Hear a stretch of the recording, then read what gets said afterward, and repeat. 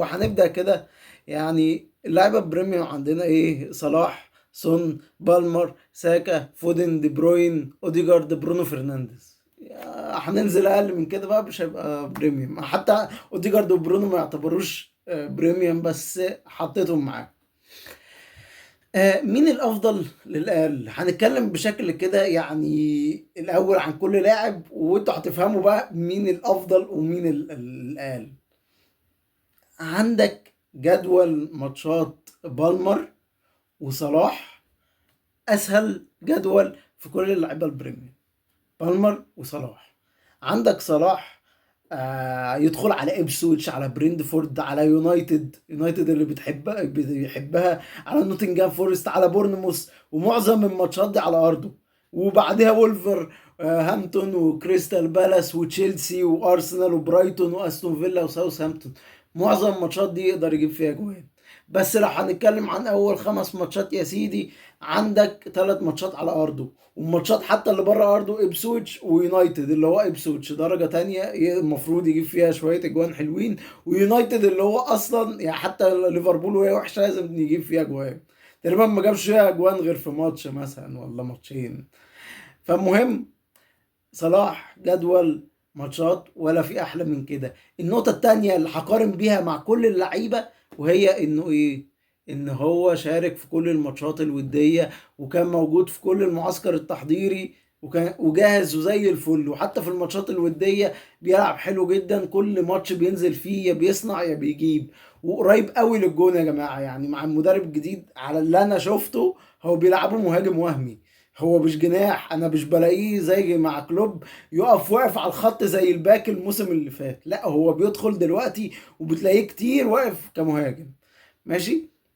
ده بالنسبة لصلاح. صلاح مهم جدا وخطير جدا. يعني انا بالنسبة لي وانا بتفرج عليه كده، وانا بتفرج عليه ماتش ودي كده، وبتخيل ان صلاح مش معايا، بترعب.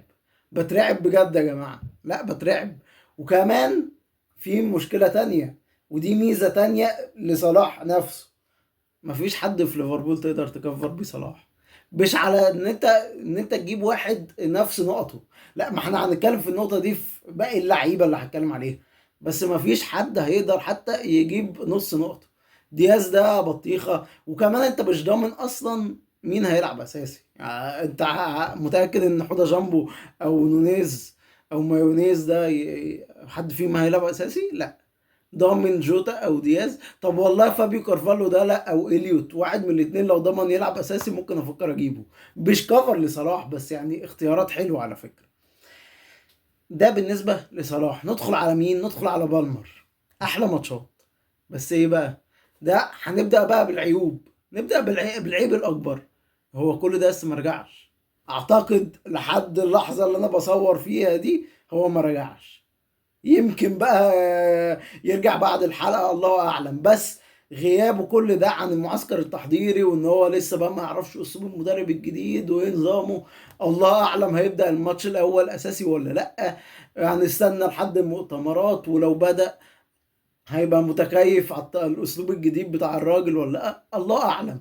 فالموضوع ده في علم الغيب. هنتكلم عنه كلاعب. هو لاعب سوبر، لاعب بيجيب لك اجوان، اسيستات، ماتشات سهله، مع ضربات الجزاء هو اهم واحد واخطر واحد في تشيلسي. بس برضو في نقطه تانية يعني نقدر نتكلم فيها، وهي موضوع الكفر. عندك انكونكو ده المدرب طاير بيه في السماء، بيقول لعبته جناح ولعبته مهاجم، لعبته تحت المهاجم، بيجيد في ال3 مراكز، وهو كل الماتشات قاعد بيجيب فيها جوان. ضربات الجزاء جات له كذا ضربة جزاء كلهم جابهم. فهو يعني مش بعيد اصلا، مش هستغرب لو هو دخل حنكش مع بالمر في ضربات الجزاء. غير ان هو بيقدر يلعب لك مهاجم جناح كده، والمدرب مديله قيمته قوي. فانت ممكن نكونكو يعوض بالمر. مش هيجيب نفس نقط بالمر، ممكن على فكره يجيب اعلى منه على فكره لو هو ما اتصابش. بس لو لعب يعني اساسي على الاقل هيجيب قريب من بالمر. فانا شايف ان كونكو ممكن يعوض بالمر. لكن صلاح ملوش تعويض في ليفربول. ندخل على التالت معايا وهو سون. سون ماتشاته يعني مش الاسهل ومش الاصعب، بس برضه في نفس الوقت سون بيلعب كتير كمهاجم، بيلعب كتير كجناح، وهو يعني برضو النقطة اللي بحب اتكلم فيها دلوقتي ان هو لعب معسكر تحضيري كامل زي صلاح، لعب كل الماتشات الودية زي صلاح، بيجيب جوان كتير زي صلاح، وجاب اكتر من صلاح كمان في الماتشات الودية، جاب كتير كمان، ومتألق حلو متألق جدا في الوديات. فسون يعني مع هجوم توتنهام القوي، هجوم توتنهام محترم جدا يا جماعه، بغض النظر ماليش دعوه بقى بترتيبهم هيبقى عامل ازاي ولا مش عارف ايه. توتنهام في كل الماتشات السنه اللي فاتت كان بيبهدل الفرقه اللي قدامهم، نادرا لما ما كانش بيجيب اجوان، ولما ما كانش بيجيب اجوان ده معناه ان هم مضيعين 600 جون. يعني فاكر مثلا ماتش السيتي لما خسروا من السيتي، لما ضيعوا الدوري على ارسنال، كان سون مثلا لوحده كان مضيع 3 4 انفرادات في الماتش ده.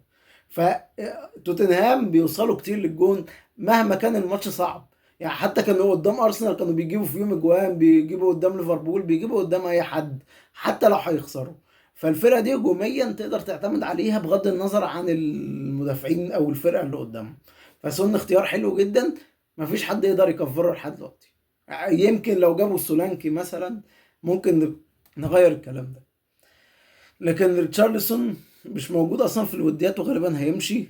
كولوسوفسكي احتمال، بس برضه مش هيعوض سون. يعني يعني لو انت واحد عاشق قوي لتوتنهام، مع اني عاشق لتوتنهام عمري ما هعمل حاجه زي دي، ممكن تفكر تجيب الاثنين مع بعض، مع اني مش معاها قوي.